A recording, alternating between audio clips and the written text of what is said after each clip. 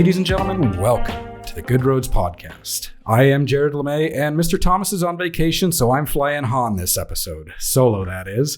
Before I get into today's episode, you need to ask yourself, are you struggling to maintain low-volume roads effectively? I know some of you are, and from Toronto to Timmins, Sault Ste. Marie to Sioux Lookout, you guys all have low-volume roads, and you probably have questions about them. Do potholes, erosion, dust, and drainage issues keep reoccurring, leaving you with headaches and budget constraints? Most likely.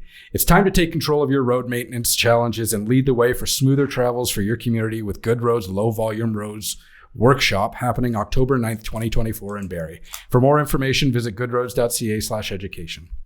All right, on today's episode, this is a project I've been following for the past couple of years. I've actually been following it pretty closely. And like most other cities and towns across Ontario, or North America for that matter, the city of Brantford's downtown core has seen better days. As most areas in Ontario, the downtown core is mainly car-centric, which is odd because vast amount of public events the city utilizes the space for. So today's guest hopes to change all of that by revitalizing the downtown core into a more pedestrian, cyclist-friendly area, while still allowing people to move effectively no matter what mode of transportation they choose. Gagan Batra is the Manager of Business Support and Sustainability at the City of Brantford and is in charge of Brantford's Downtown Revitalization Project. She was also featured in an article in Good Roads Quarterly, which I'll link in the show notes, so check out that. Welcome to the podcast, Gagan. Thank you for joining me to discuss this fascinating project. Thank you for having me. Awesome. It's actually really great to be here. We're in Brantford's new old city hall. Yes. And we're in the downtown, I guess, office, right? Yes, this is our Downtown Revitalization office. We just opened right in City Hall. That's fantastic. Okay. I guess to start things off, why don't you tell us a little bit about yourself and how you came to be in charge of this project? Okay, where do I start? This can go on a while. Well, I, went to school and did my degree in public policy at U of T, and there we learned a lot about urbanism, urban policy, and I kind of caught the bug a little bit there about municipal world and municipal politics. After that, I worked at the province for a couple of years and realized I was more interested in the municipal world. So I made the transition to the city of Brantford, where I've been for about 5 years now. I actually had no public works background whatsoever. I didn't know anything about roads. I still am terrible with directions, so don't ask me how to get anywhere. But I started in social services department in Brantford, and I started to learn about the downtown, and I worked downtown, so I saw a lot of the issues that were taking place, and I know it's a lot of what's happening here is going on in other cities as well. So I know our issues are not unique.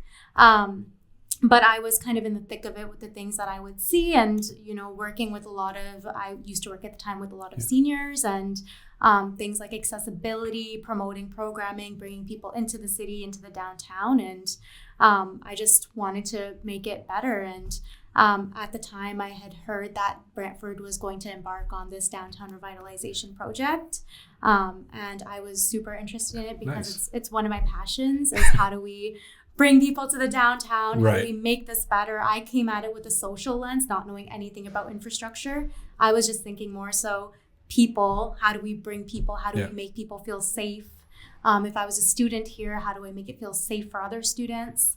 So I kind of came in with that perspective, but knowing that I didn't have any experience or know kind of where to start, I went back to school actually. Oh, wow. And did my second master's in in urban planning. Nice. At Waterloo. So I started that when the pandemic started. So I did that distance course. And because of that degree, I kind of learned a lot about urbanization and just planning, how to plan your roads, how to plan your corridors. I took an engineering course. It was terrible. It was so hard. It really gives me an appreciation for planning out infrastructure. Mm-hmm.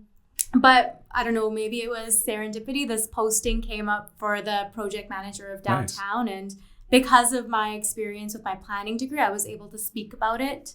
And I had had a lot of previous experience with stakeholders in the downtown, like the Business Association and Laurier. I had worked with them a lot, so I could speak to the stakeholders who use our downtown pretty well. So I got that job, and kind of the ball started rolling because we're a municipality and we were looking at the time of potentially converting our roadways to two-way traffic versus the one-way that it is now. Right.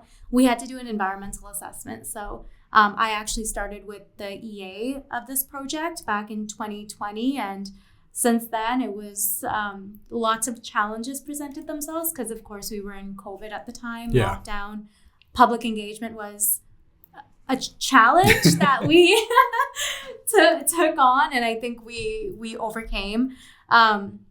But yeah, after the EA was done, I kind of stuck with the project. The BIA and other stakeholders had asked me to stay on, even though I have moved on now into a different role as the manager of my own department. But downtown has kind of stuck with me, and I think it will. And I've since hired a staff position that's leading the stakeholder side of things, and the engineering team is taking over the actual infrastructure, knowing that I still don't really understand what they're saying a lot of the time. Engineering didn't go too well. Oh yeah, when they talk about their storm water management and force mains and things like that, I'm just like, okay.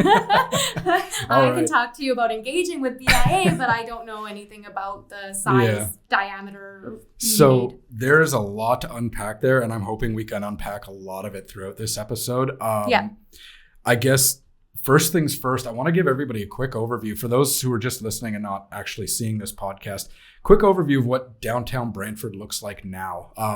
I actually drove in here and I parked right out front of City Hall, but it's a lot like a lot of other downtowns. 2 one-way streets going east and west, Dalhousie and Colburn. Yep. I said that right? Other people were... Dalhousie, okay. Yep. I live in this city and I can't even say it right. Yeah, so there's 2 one-way streets going one ways. There's sidewalks really, really close to the edge of the road. There's public space, which I find is interesting, a little bit difficult to access right now anyway. I mean, I know you've got the parking structure, but like downtown parking on the edges as well is very few and far between. But it's the typical 80s, 90s downtown that you see in most other cities, which is, I guess, starting to diminish. A lot of people aren't using them. If you look at the movie Cars, it's a lot like that, where the highway's taken. Is that the cartoon movie? Yes. I haven't seen that one yet. I'll put it on my list. I'm a parent. Okay. I'm required to see it. But yeah, no, the whole thing about that movie is the highway took all the traffic away from downtown. And with this, I see you're not looking, I guess, specifically to draw people from other places into downtown. This is more for the people of Brantford, it looks like, to enjoy and draw them in. It's a little bit of both, I'd say. Like, first, of course, we want to prioritize safety for our immediate community, but you know, with Harmony Square being our focal event space in our downtown, we do draw people from all over, you know, Southwestern Ontario come here. And now more than ever, people are coming because we just recently acquired the Bulldogs, which is an OHL team. Go Bulldogs. And I'm not a sports person, but I have gone to a few games and they're fantastic. It's fun to watch. It's just a stone's throw away from the downtown where the arena is right now. So we've been attracting people from all around, actually. Nice. Well, and that's the thing about Brantford too, is we've got a lot of interesting draws. We've got, like you said, the Bulldogs at the Civic, and if we want to keep them, we've got to get that new arena. Yep. There's the casino there, the library, the YMCA with Laurier. These are all really nice, really big buildings, sort of spotted throughout an aging downtown. And this is why I thought this Downtown Revitalization Project would be really, really interesting, and why I think a lot of municipalities are going to want to listen to this episode, and specifically how they can, I guess, take what you did and match it to their community to help draw people in. Because like I said, Brantford's got a lot of these big draws. We just have nothing really connecting it right now. It's aging infrastructure. It's not really a walkable street, and not great for cyclists either. It seems to be more car-centric. So the one thing that drew me to this is the fact that it's really multimodal. It ties everything in together, and you can get downtown no matter how you want to do it, and you can enjoy it, if any of that makes sense. Yeah. So I guess with the old being talked about, let's talk about the new. What does that look like? What does the new streets look like for the people who can't see this? I'm actually going to switch my camera around And I'm going to transition this over to some of the photos you have up while you're talking about this. Yeah, so when we did the EA, the first thing we looked at was, should we be retaining that one-way street on Dalhousie and Colborne? And it was determined for traffic flows that is the best approach. So we're still continuing with the one-way traffic on each street, but currently we have extremely wide travel lanes. So one thing you'll see is that you can't really see it in here, but the lanes have been reduced significantly, and that's to do that natural traffic calming, so we don't allow people to drive as fast as they normally would have. And then another thing you're going to see here is cycle lanes, something that we absolutely don't have right now, and we've really been prioritizing adding active transportation and cycle lanes and all kinds of pedestrian infrastructure for the past few years. Our council just approved the first ever active transportation master plan last year.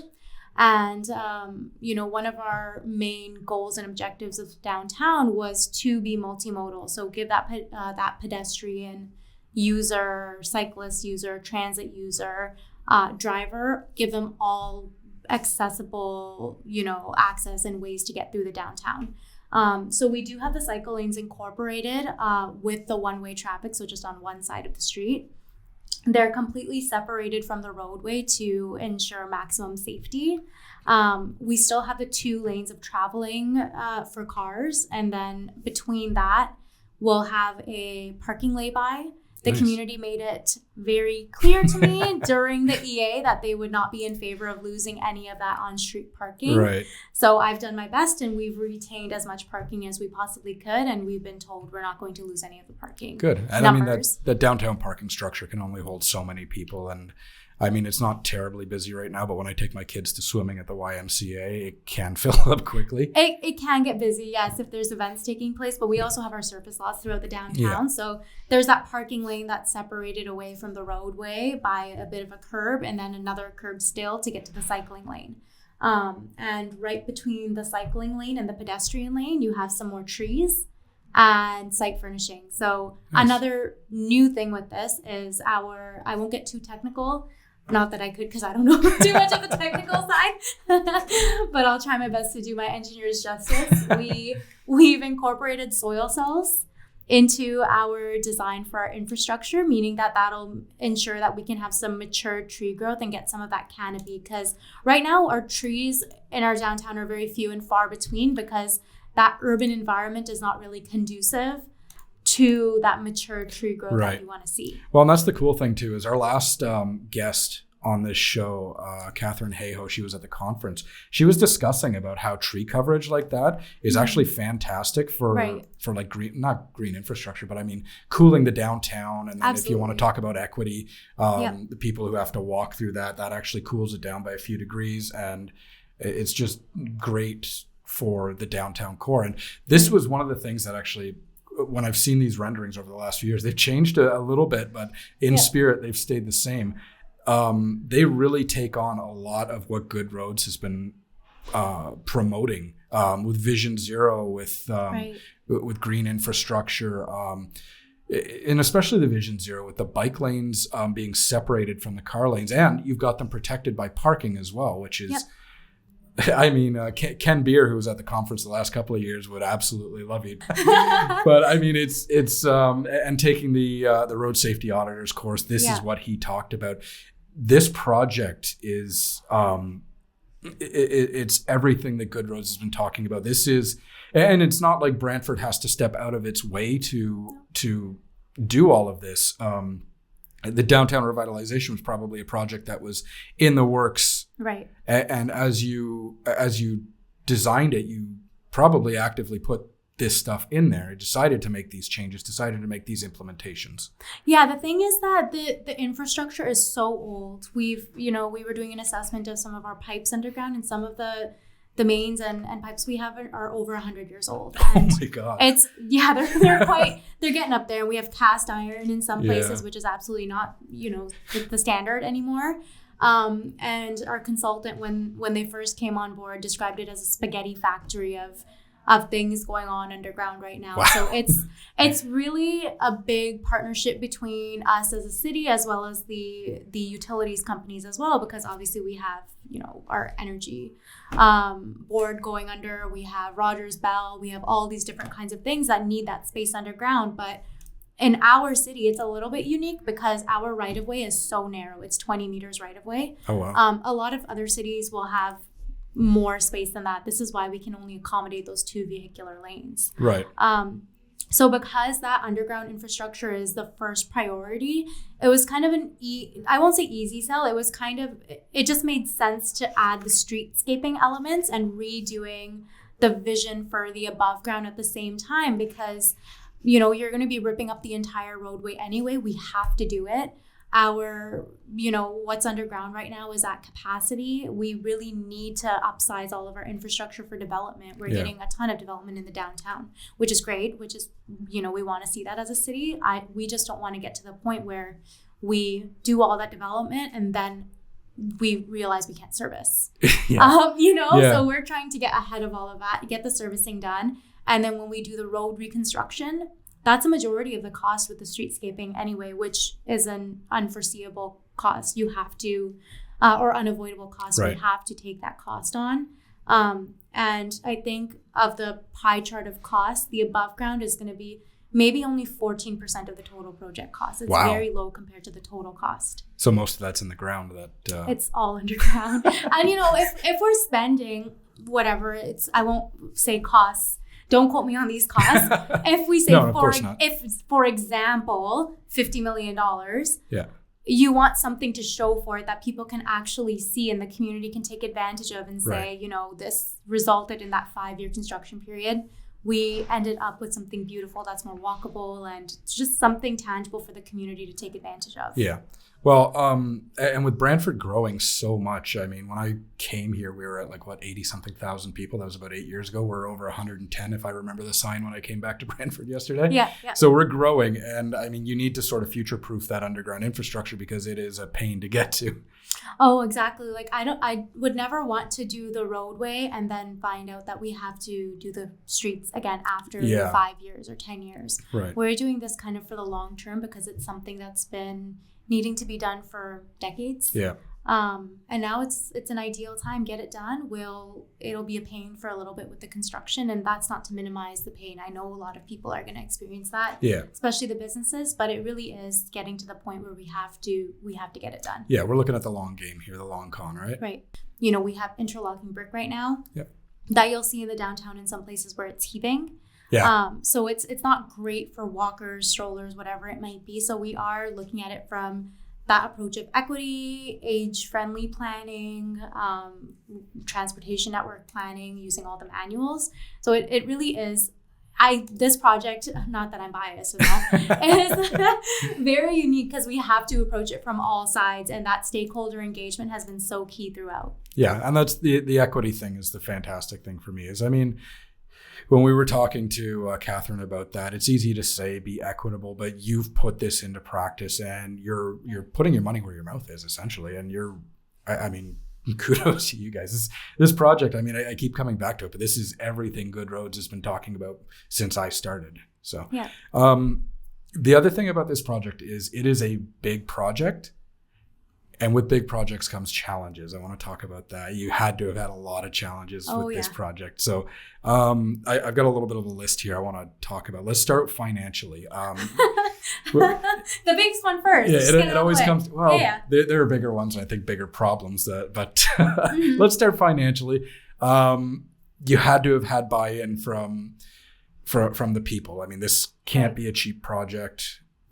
You had to have been able to explain this financially. What were some of the challenges? We're still in the design, so we're not too far along yet where we've had to deal with those financial issues directly because we haven't started construction. But one thing we've said from the start is that this is an unavoidable cost. It really is. We can't not do the underground. It has to be addressed. It's at the point now where I think it was in 2022 we had a water main break that in one weekend cost $75,000 in one day to fix the water main. And we're going to continue to experience these. That infrastructure is aging, and with, freeze thaw conditions being kind of like up in the air with climate change. We don't really know. We can't anticipate for those weather events. Right. So that's one thing that was kind of an easy sell because we know we have to get it done. And we're always being responsible with our management of infrastructure. Anyways, we're trying to couple the projects wherever we can to avoid some of those costs. And then in terms of the cost of construction, we do say the soil cells, for example, for the trees are going to be a significant cost, but we explain the pros and cons of each because we can't have trees survive in the environment without those cells. So they really are, it might be a big cost, but the benefit kind of we determined outweighs that. Yeah. And we haven't put a final price tag on this project yet. We did give a sort of high level estimate during the EA process.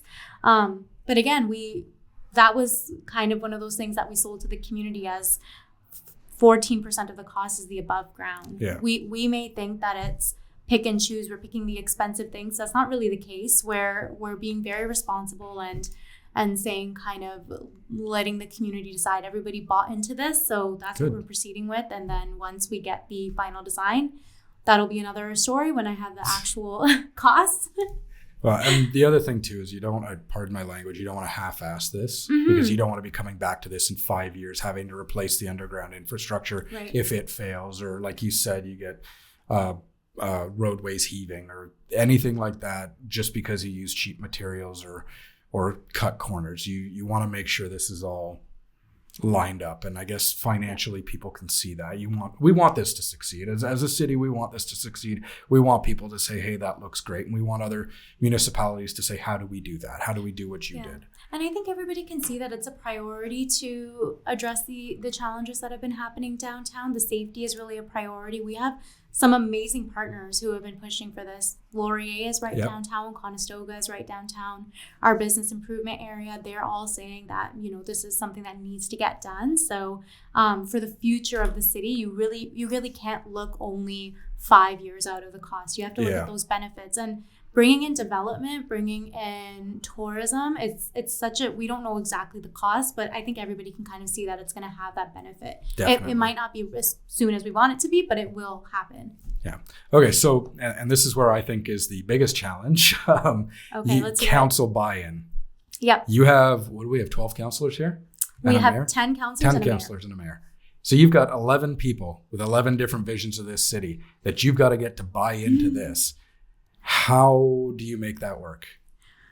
It was a lot of engagement since the beginning of the project. And keep in mind, I started this back in 2020. And the first thing I did before I even went out to the community, before I even started any of my studies, was I got everybody in a room together. I invited counselors, I invited city staff, and I got them in a room together. And I literally printed out the same size as this board here. I printed something out, the cross section, and I printed out kind of like puzzle pieces. Yeah. And I said, okay, here are all your puzzle pieces. This is the size of a tree.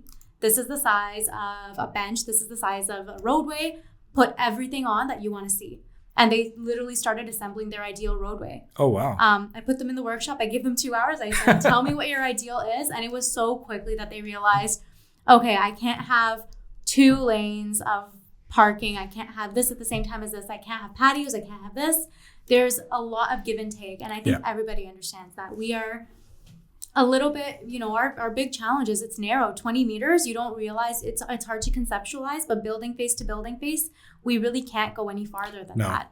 And we have a lot of kind of balls that we're trying to juggle. We want to make sure we're having that accessibility. So we want to have about 2 meters available for accessibility, just of clear space for people to walk and push a wheelchair, whatever it might be. So that cuts you down to 18 meters. That cuts us down. And then the roads, I think they're 2.75 meters for each of the vehicle lanes. So that's one thing. And then I'm not going to do the math because I'm not going to put that pressure on myself. But then we have the bike lanes, which is another 1.5 meters from the TAC manual. And then we have street trees, which need another meter. And then you start picking away these little things, and then you realize you can't have it all. Yeah. So really you come back to this guiding vision statement, which is the first thing that I told council, and council and the community actually helped us develop the vision statement. Nice. So I took it to them and I said, are you okay with this vision? And then some people would say, we think you should also add something about pedestrians, and we think you should also add something about vehicles. And I did. So fantastic. I put that vision statement out to people, and every step of the way, I made sure council was aware of what was going on. They came to plenty of workshops with me. Good.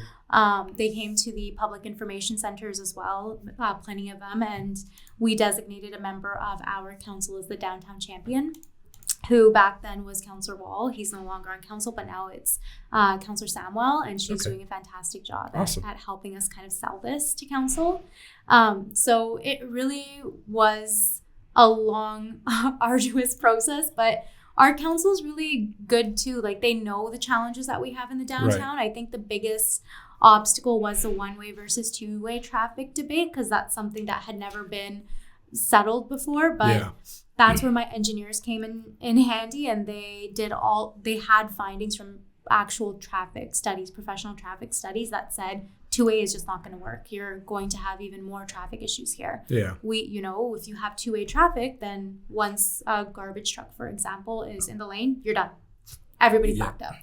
It just wouldn't work. Yeah, the thing too with downtown Brantford too is it's not like you can take Colborne and Dalhousie and mesh them. You've got a block in between.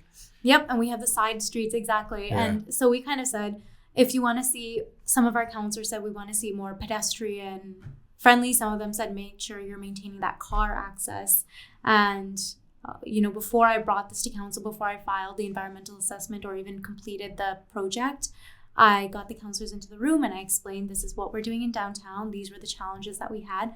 Are you okay with it? If not, give me all of your questions. And I did that many, many times. Nice. Brought it to council, and I was very fortunate that we have those passionate members of the community who came and spoke to why this is important and why they agree with our plan. Right. And council listens as well. Our council is really good that they listen to the delegates that come, and they realize that this is something that needs to get done. And we got the buy-in, and this is the first time in history we got unanimous support for the one-way versus two-way. It's settled. We're not reopening it. There we go. Yeah, we're going forward. We're locking with it. Yeah. No, but I was talking to Councillor Sullivan the other day. He's my neighbor, lives across the street from me, and he had nothing but great things to say about you and about this project. So that's nice. Hopefully he listens to this, and I'll let him know. Well, I'll let him know too. I'll probably see him on my way home. I guess for other challenges, we've got feasibility too. It doesn't seem like it's, well, we discussed that earlier about you've got 20 meters to work with and everything takes a bite out of it. And you seem to have taken the feasibility and made it work. Yeah, we really did. We had to make some allowances in certain ways. We started off by saying we would get rid of one lane of parking, and then the phone call started and I had to, and it's good experience either way, because again, this was my first time working on a project, especially of this magnitude. Yeah, it was good to hear from the community, and I always say, even if it's negative, I want to hear what people have to say, because I come from social services. Like, I really want to make sure this works for everybody. Right.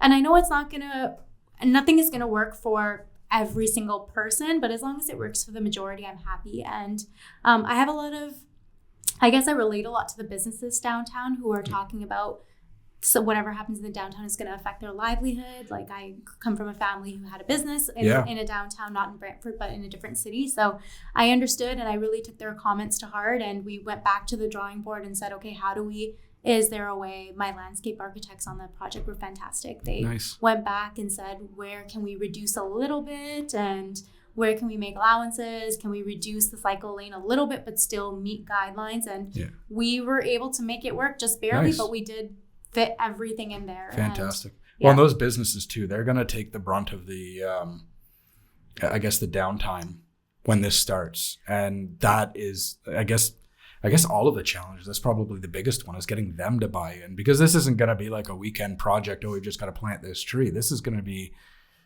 probably about 4 or 5 years. Yeah, we're expecting from start to finish of this core area of downtown, it'll probably be about 5 years, but I've been asked by council to see if we can expedite it, or maybe put some pieces of the project together and do 2 tenders together at the same time, whatever it might be, to expedite. And once the detailed design is done, we'll be able to look into that. But I think 4 or 5 years is probably safe. Yeah. So these businesses are going to be taking the brunt of it for 4 or 5 years. Did they see like the vision for this, or was it something that they were humming and hawing about and was something you had to fight with?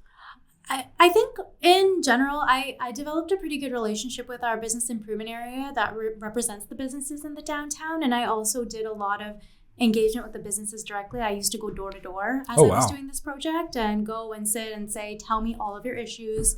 What are your concerns? Let me hear it. Because it's hard. Like I didn't want this project just to be one of those things where you have a public information center and wait for people to come to you, because business owners are at their business all day. Yeah, they're busy. Mom and pop shops, they can't leave.